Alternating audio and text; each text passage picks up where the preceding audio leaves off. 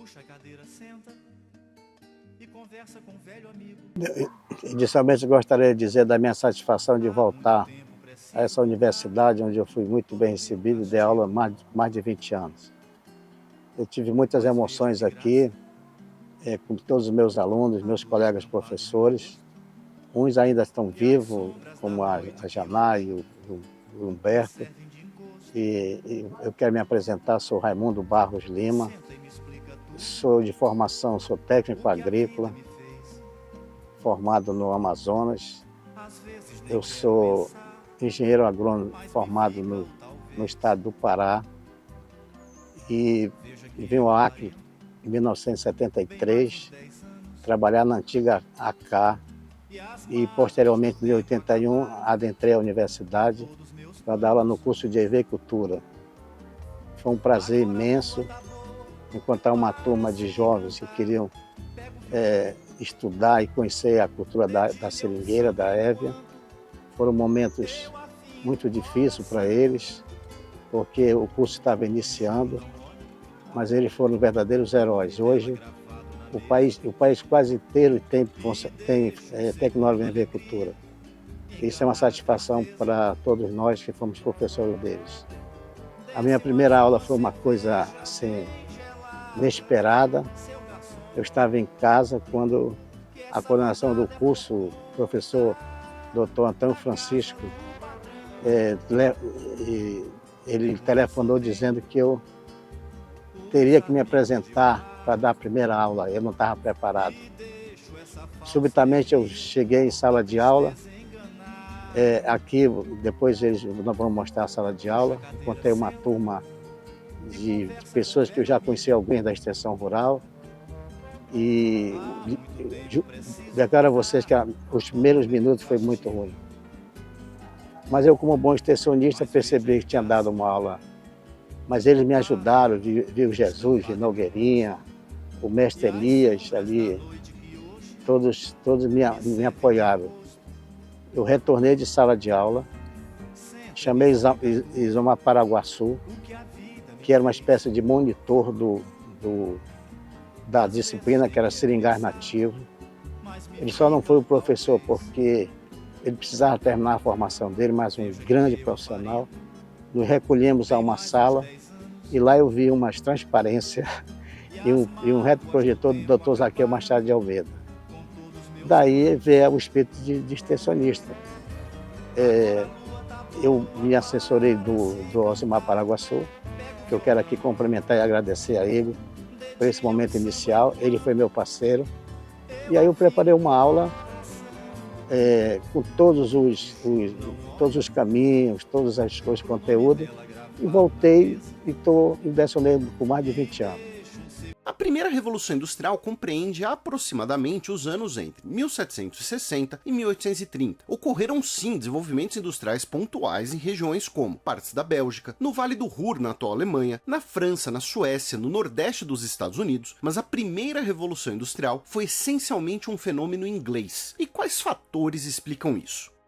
Primeiro, o isolamento geográfico. Por séculos, a Europa continental foi um campo de batalha com diferentes guerras causando destruição. Enquanto isso, mesmo nas guerras em que a Inglaterra esteve envolvida, seu território ficou preservado, e a última invasão das Ilhas Britânicas ocorreu em 1066. Ou seja, a vida econômica e social inglesa era muito menos afetada pelas guerras, sem exércitos invasores pilhando seu território, por exemplo.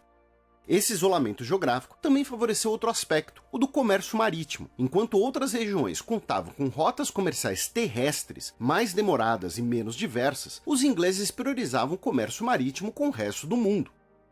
Ou seja, a Inglaterra de meados do século XVIII era o único lugar que reunia uma série de condições: um território estável sem guerras, com rotas comerciais prósperas e garantidas, matérias-primas disponíveis, uma estrutura jurídica liberal, mão de obra barata e acúmulo de capital e meios financeiros para que esse capital circulasse e fosse investido. A primeira Revolução Industrial é marcada por uma tríade de atividades e tecnologias protagonistas: a indústria têxtil, a força motriz a vapor e a metalurgia. A indústria têxtil inglesa dominou o mundo no período, com a produção movida a vapor usando os teares mecanizados. As principais matérias-primas eram a lã, produzida localmente, ou o algodão que vinha das colônias inglesas na América. A metalurgia e o vapor também levaram a uma revolução nos transportes, com amplas e diversas redes de canais na Inglaterra como principal modal para transporte de cargas, incluindo para as regiões portuárias, onde essas cargas eram exportadas. A indústria naval floresceu e expandiu com os primeiros navios a vapor. No início do século XIX, surgiram as primeiras ferrovias, ainda pequenas, com as primeiras locomotivas a vapor utilizadas para o transporte de cargas e também para o transporte interno em regiões de mineração de minério de ferro e de carvão mineral. A Revolução Industrial levou à maior produção de papel, com a expansão da imprensa e da disponibilidade de materiais impressos, o que colaborou para o aumento de índices de alfabetização e também com maior participação política e organização social. Isso acompanhou um processo de mudança demográfica e urbanização, intensificado cada vez mais com a industrialização e marcado pelo surgimento do operariado fabril. Em 1876, aconteceu um dos primeiros e mais famosos casos de biopirataria da história. Ocorreu a partir da floresta amazônica, no Brasil. O inglês Henry Wickham, estabelecido em Santarém, no Pará, às margens do rio Tapajós, colocou em prática um audacioso plano de roubo que, acomodando cerca de 70 mil sementes em 50 cestos indígenas e os forrando com folhas de bananeira e ainda enganando as autoridades portuárias de Belém, contrabandeou e entregou em perfeito estado ao Royal Botanic Gardens em Londres grãos de semente da seringueira, até então uma exclusividade mundial da região amazônica brasileira. Apesar do feito, Wickham recebeu apenas módicas 700 libras como pagamento e nenhum reconhecimento. Segundo o jornalista estadunidense Joe Jackson, no livro O Ladrão no Fim do Mundo, Henry Wickham seria reconhecido anos depois, quando alternava estadias entre o Sri Lanka e a Malásia, locais onde as sementes haviam melhor produzido e o látex estava sendo extraído. Ele seria até condecorado como Cavaleiro Real em 1920. A partir de 1912, o mercado mundial da borracha dominado pelo Brasil seria quase totalmente transferido para a Ásia, que produzia então borracha de preço tão acessível e de tanta qualidade quanto a borracha brasileira. O primeiro ciclo da borracha do Brasil se encerraria. Mas a sala de aula, eu juro para vocês que me deu muita saudade, né, da sala de aula. E eu quero dizer a vocês que o curso de agricultura, naquele período, era um curso muito intensivo, porque aos alunos já estavam prometido emprego para eles. Então, geralmente, os primeiros classificados já tinham emprego certo. E eu também quero fazer um parênteses aqui para enaltecer a Sudévia, que foi que financiou todo esse curso, inclusive esses blocos aqui. A Sudévia foi que nos proporcionou esse ônibus, estágios. Doutor Cesário Menezes de Barros, que deve estar presente com certeza no evento, ele foi um herói, esse homem foi um herói. Ele foi que liberou todos esses recursos. O que tem nessa universidade hoje, dos embrião, agradeço a Sudévia através do doutor Cesário. Então, a partir de 1981, eu comecei a dar aula aqui na universidade, no curso de agricultura, e posteriormente o curso foi extinto. Então, retomando para vocês, o pessoal estudava muito, porque eles tinham que se colocar no mercado de trabalho. E o mercado de trabalho, no período, era tanto a Sudévia como a extensão rural. Esse período foi o período que estava uma efervescência do PROBOR, que o PROBOR foi um dos alicerces, que é um financiamento para o programa de borracha, que financiou a partir da década de 70, todos os seringais que vocês têm no Acre hoje, a maioria dos seringais foram financiados pelo PROBOR. Era uma verba com juros baixíssimos, e hoje, se vocês verificarem, tem muitos seringais que são implantados através desse crédito. Eu, como profissional, e ajudei muito a implantar esses trabalhos. E vocês fiquem sabendo que o Acre foi um dos estados que melhor e mais produziu mudas de seringueira. No convênio que nós tínhamos com a Sudévia, com a universidade. Isso aqui era um laboratório, né? o nosso laboratório. De forma que toda essa história do início começou aqui, na universidade, através da Sudévia. E eu fiquei feliz agora, conversando com os colegas de imprensa, vi ali um pavilhão que tem na rua de 81, parece que coincidiu, né? Foi quando eu comecei a dar aula na universidade. E está lá a primeira turma também de engenheiros formados aqui, em 79, né? Então, aliás, desculpe, no 87, 87. De forma que esses profissionais hoje estão no mercado de trabalho, né? Agora, eu tenho saudade, sinceramente, das nossas aulas práticas, que era aqui próximo, aqui do Zoobotânico. Nós temos aqui uma colocação de seringueiro, que tem seringueiras nativas, e nossas aulas práticas eram lá, eram umas coisas maravilhosas, sabe? Aí, além daqui, nós demos muita aula, sabe, na área onde nasceu Chico Mendes, no Seringal. Dona Cecília estava lá, que era a mãe dele, Raimundo Barros, Sebastião. Então, nossas aulas práticas eram lá. Nós íamos para Chapuri e amanhecíamos o dia no Seringal, porque o Seringal Ativo tem que chegar cedo. Eles iam todos tranquilamente, nossas aulas práticas. Eu aqui, indiretamente, quero fazer um agradecimento àquela turma lá do Seringal, onde nasceu o nosso ecologista Chico Mendes. Foram momentos especiais, era um mero... Agora tem uma coisa, terminava a aula, sempre tinha assim, um professor, podemos tocar um violão, vocês conhecem o James, né, que é da noite hoje. Tinha o Carlinho Frota, grande, faleceu, quero fazer uma homenagem ao Carlinho. O Elias, que era um cara fabuloso, sabe, violão. O Elias um dia, ele nos proporcionou um momento especial, nós estávamos na coordenação, e eles simularam que estavam insatisfeitos com o curso e que queriam conversar com a coordenação. Nós abrimos espaço, quando adentraram, fizeram um show musical maravilhoso. Então, essas pessoas eu quero deixar a saudade deles, sabe? Do Carlinhos, inclusive. Então, sempre ele rodava. Aí, eles eram espertos. Depois diziam assim, professor, trouxemos uma cervejinha aqui, não dá uma cervejinha, né? Então, tinha esse momento especial. Só que eu dizia assim, olha, a primeira cerveja é para o mestre, mas vocês não deixem nada aqui sujo. Recolham tudo. E eu quero fazer aqui também um agradecimento especial ao doutor Antônio Francisco, que foi que fundou o curso. A ele foi dado, pelo Ritual Ligélio, a missão de fundar o curso de EV-Cultura. E esse senhor deixou a extensão rural e veio montar o curso de EV-Cultura. Então ele deve ser, sabe, aplaudido nesse momento. O Antônio foi uma pessoa que faleceu, mas deixou essa obra pronta aqui, que foi o curso de EV-Cultura. E teve outros coordenadores, como o Tadeu, também, que faleceu, o doutor Zaqueu Machado de Almeida. Mas as minhas aulas eram assim, eu não fui um bom professor, sabe, assim, de sala de aula. Eu fui um professor mais de aulas práticas, nem sempre para aulas práticas. De forma que a minha vida, dentro aqui nesse campus aqui onde nós estamos, ela foi um misto de muitas emoções, sabe? Um misto de muitas emoções.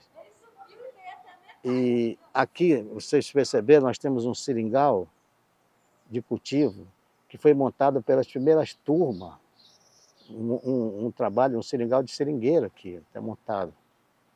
E nesse seringal eram também que aconteciam as nossas aulas práticas, sabe? Porque a cultura da seringueira, se você fazer aulas práticas, aí você não tem muitos resultados, entendeu? A importância da gente ter começado no seringal nativo, que foi a disciplina que deu a primeira aula, e aí se a gente for fazer um retrospecto aqui da questão do mundo, vocês vejam que houve a Revolução Industrial, século XVIII, na Inglaterra, mas eles não tinham borracha ainda. Fizeram a Revolução Industrial porque eles tinham muito carvão e tinham dinheiro. E aí eles inventaram a locomotiva. Isso foi um grande avanço. Mas isso é porque eles tinham grana, tinham dinheiro e tinham muito carvão. E evidentemente que depois da Revolução Industrial, aí veio a questão do automóvel, né? O automóvel. Mas vocês lembram que aqueles primeiros carros que vocês viram não era de pneu, era umas rodas feitas de madeira mesmo, né? Madeira resistente. Aí todo esse boom industrial da Inglaterra, que ela foi o precursor disso aí no século XVIII. E aí Goodyear inventou o tal da vulcanização. Por volta de 3500 a.C., os sumérios inventaram a roda, simples discos de madeira feitos de pranchas. As viagens em carroças com rodas de madeira ou metal rígido eram um sofrimento para nossos antepassados. Só no final do século XIX os veículos ganharam pneus macios. A história dessa revolução cruzou um oceano e uniu 3 nomes que hoje são concorrentes: Goodyear, Dunlop e os irmãos Michelin. Tudo começou com um habitante da Nova Inglaterra, nascido em 1800, Charles Goodyear. Mas a empresa familiar faliu. Sem emprego e com tempo livre, Goodyear tornou-se fascinado por uma substância que ele vira numa vitrine: borracha. Goodyear foi atraído pela borracha enquanto o resto do mundo se desencantava com ela. Derivados de borracha tinham um grande problema: eles endureciam no frio e derretiam no calor. Goodyear passou vários anos misturando várias substâncias à borracha natural, tentando aperfeiçoá-la. Ele não tinha emprego fixo e não podia sustentar a família. Ele chegou a ser preso por causa de dívidas e empenhou as joias da esposa. E tinha mesmo, a borracha não derreteu, ela endureceu. O processo de misturar borracha com enxofre e pigmento de chumbo e submetê-la ao calor é chamado de vulcanização. Em 1844, ele finalmente patenteou o processo batizado de aperfeiçoamento de tecidos de borracha. Goodyear tinha um bom produto, mas atraiu poucos investidores por causa de sua fama de gastador. Então ele começou a fabricar botões, capas de livros e outros itens de borracha. Ele preencheu vários cadernos com todo tipo de projeto para a fabricação de itens de borracha. Ironicamente, a única coisa que ele nunca pensou em fazer com a borracha foi pneu. Em 1880, a ideia de Goodyear foi retomada por John Dunlop, veterinário de Belfast, Irlanda. Em 1887, Dunlop resolveu usar sua habilidade com borracha para aprimorar o triciclo de seu filho, Johnny. Como qualquer bicicleta, seus pneus eram rígidos. Ele fez 2 aros de madeira e cobriu-os com tubos ocos de borracha. Ele cobriu os tubos com lona e borracha e depois inflou os pneus. Os pneus funcionaram muito bem.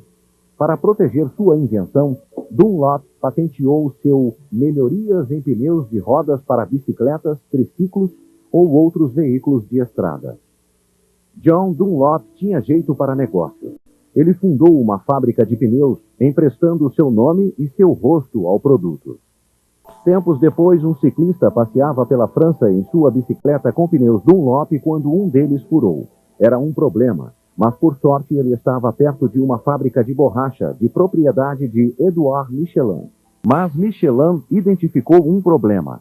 Como o pneu era colado à roda, o conserto levava 3 horas, além de mais 6 horas para que a cola secasse.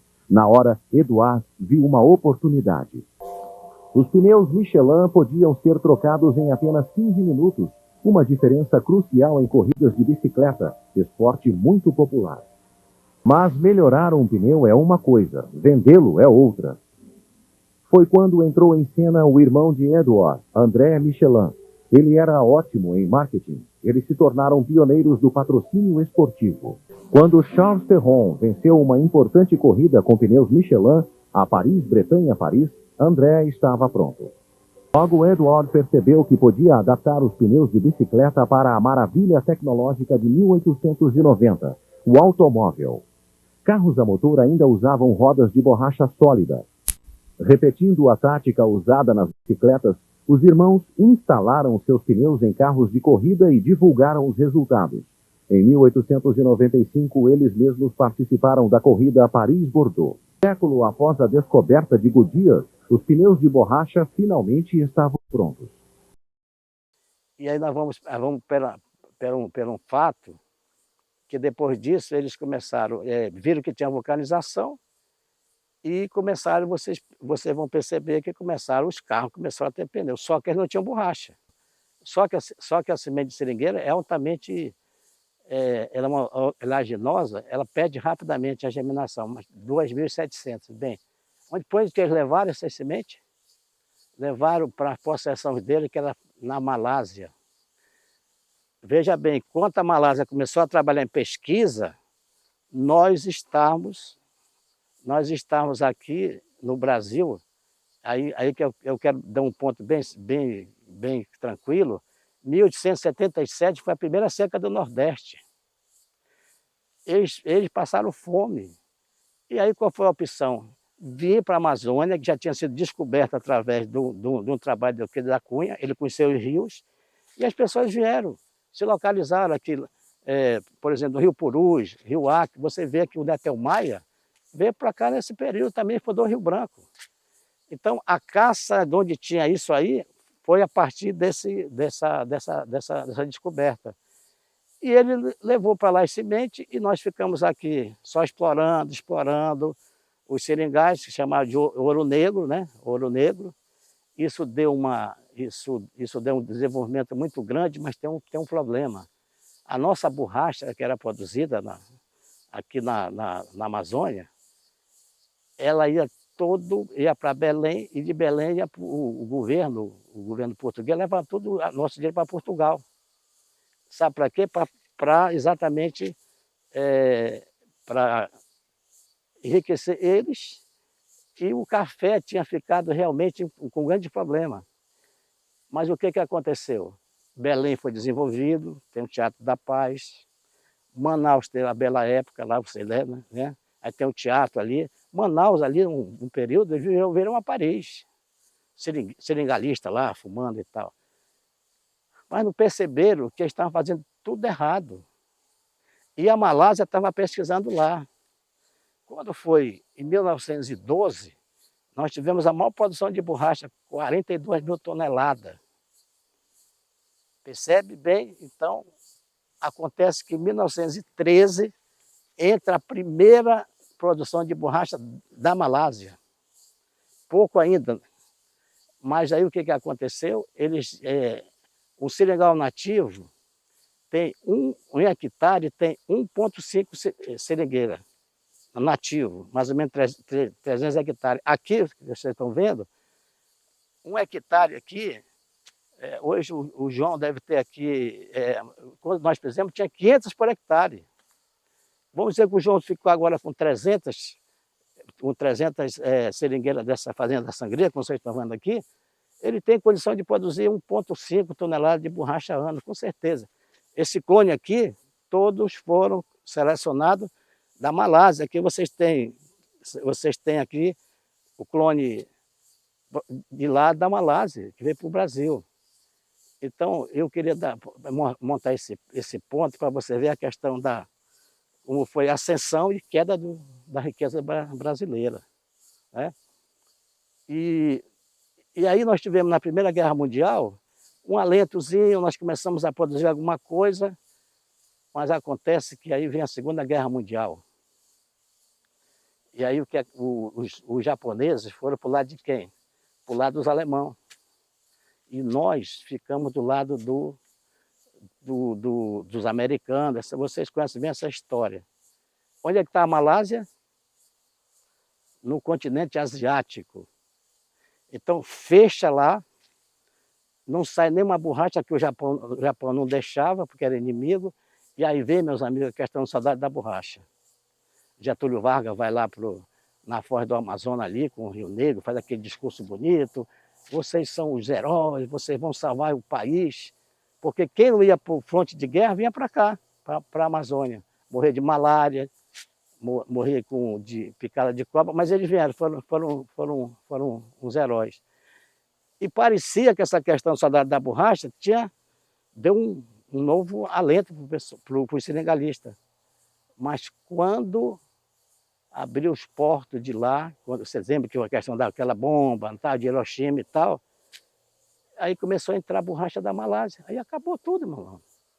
Ora, vamos fazer um exemplo aqui, se um quilo de borracha hoje aqui está sendo vendido a R$ 5, aqui, a Malásia, vamos supor, um exemplo hipotético, 1,50. O americano ia comprar de quem? Da Malásia, que estava com toda a produção dela estocada. E aí, meu amigo, vem mais uma vez a decadência, e vocês conhecem ali o bairro do 15 ali, aquilo ficou cheio de seringueiro ali, morando mal, naquelas casas, e o seringalista, ó, teve uma questão saiu do seringal, o que eles iam fazer no seringal? Os que tinham ainda loja aqui, como tinha o seu Yund, o Esfarrado da Vida, a Dona Alegria também, eles conseguiram ainda montar, ficar com os seringais dele. Mas então, o que é que aconteceu? Os seringais nativos, ó, acabaram. Aí vem o governo e começou a raciocinar, não, nós temos que produzir nossa borracha. Aí que vem a questão do Probor, né? Veio o Probor 1, Probor 2, e aqui o João, vocês vão filmar lá que tem um seringal aqui, o João tem montado isso mais ou menos em 79, que era o Probor 1. Foi um projeto que foi adaptado para soerguer a Amazônia e nós produzir borracha. Sabe o que aconteceu? Deu uma doença chamada microcirule, e esses seringais foram se arrasando, foram se atrasando, mas quem perseverou, como o João hoje ele tira tranquilamente aqui, eu não sei, depois ele vai ser entrevistado, mas o João tira com certeza, ele tira toda a despesa de pneu do carro dele e tal, daí de dentro. É o Probor 1. Eu vou dizer uma coisa para vocês, ó. O governador perguntou se eu acreditava ainda na questão da seringueira. Eu falei para ele assim, se o clima mudar como está mudando, vai dar certo. Está aqui, você pode ver aqui, ó, o refolhamento das seringueiras, ó, acontecendo em período que não ataca a doença. Antigamente, isso aqui nessa época, estavam todos mortos, né? E a seringueira, graças a Deus, ela está perseverando, e quem ficou com os seringais antigos está tendo o seu lucro. Mas aí, para encerrar, o Cesário Menezes de Barros, que era da Sudévia, ele pensou uma coisa diferente. Ele disse assim, não, nós temos que reabrir os seringais de novo. Aí ele pensou num projeto que era chamado Reabertura do Seringal Nativo.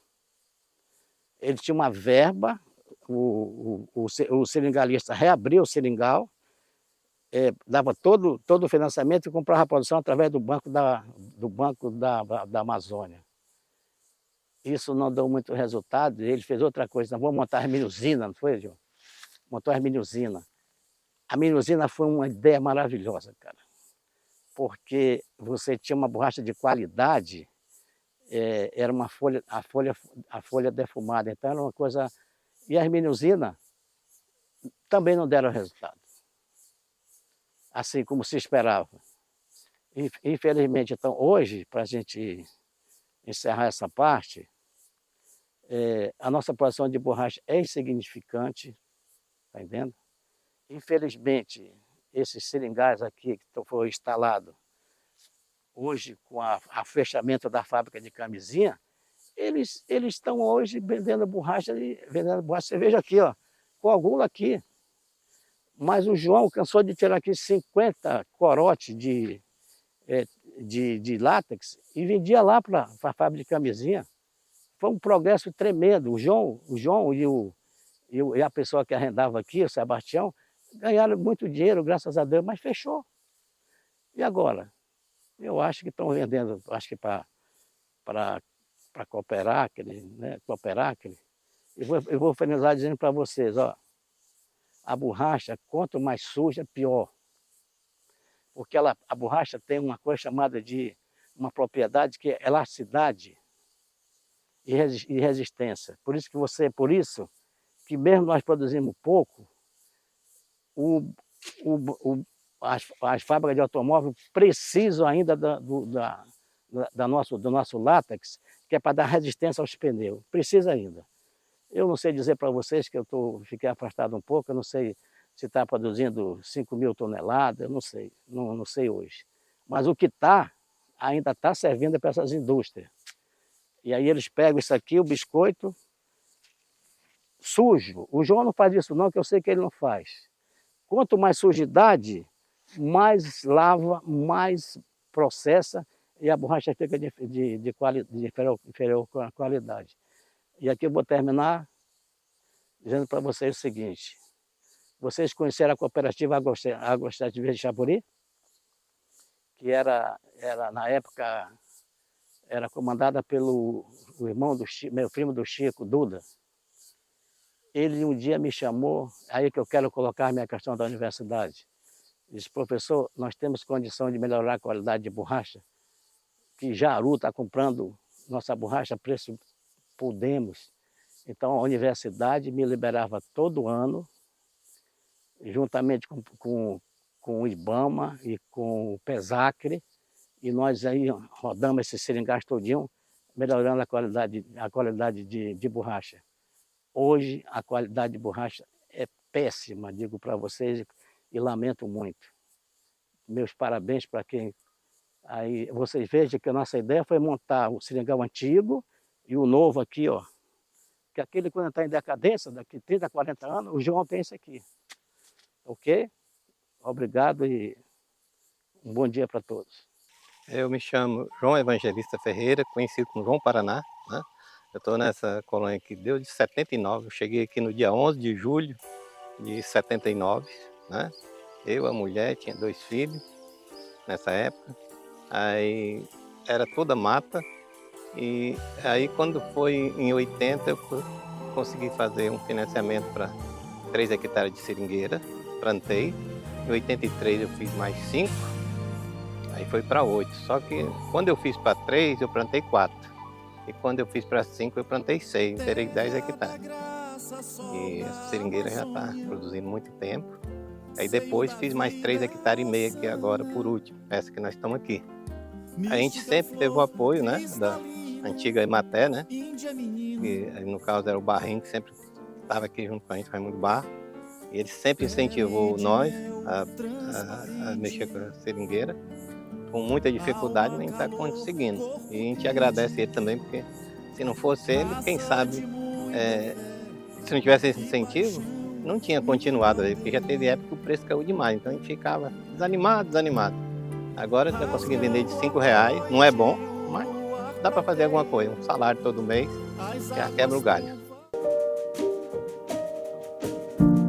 Já existem muitos relatos, desde antes da colonização espanhola e portuguesa, de que alguns povos usavam a borracha para algumas atividades, dentre elas jogos. Então eles já tinham umas bolas de borracha e usavam isso para alguns jogos.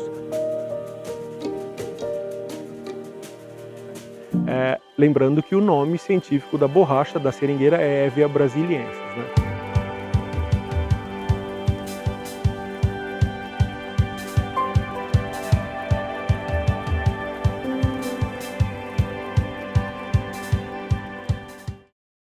O agroacreano está recebendo uma verdadeira transformação. No campo, de um extremo a outro do estado, os produtores rurais estão recebendo o Mecanizar Mais. Para a nossa comunidade é uma nova atividade para a gente, mecanizar a terra, né? Porque desde então a gente só estava no desmatamento, né? E é uma forma de prevenir também a natureza, né? O projeto do governo do estado, por meio da CEPA, oferece serviços de destoca, mecanização e açudagem para os agricultores que vivem e produzem no campo. Esse projeto vai ajudar muito o estado, ele vai ajudar na recuperação das terras velhas, produzindo mais, o produtor vai produzir um milho, vai produzir uma mandioca, ele não vai precisar comprar mais um milho de fora. Então, ele está trazendo grandes resultados. E o produtor, ele precisa desse apoio, porque o produtor pequeno não aguenta comprar um trator desse porte. Então esse trator nos está trazendo bastante benefício.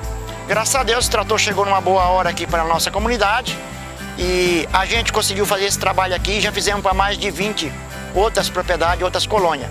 para plantar milho, plantar mandioca, outra recuperação de pasto e estamos fazendo com o esforço da gente. Recebi o apoio do governo para me aradar ela, que é para mim plantar mais, quanto mais melhor é para nossa família sobreviver.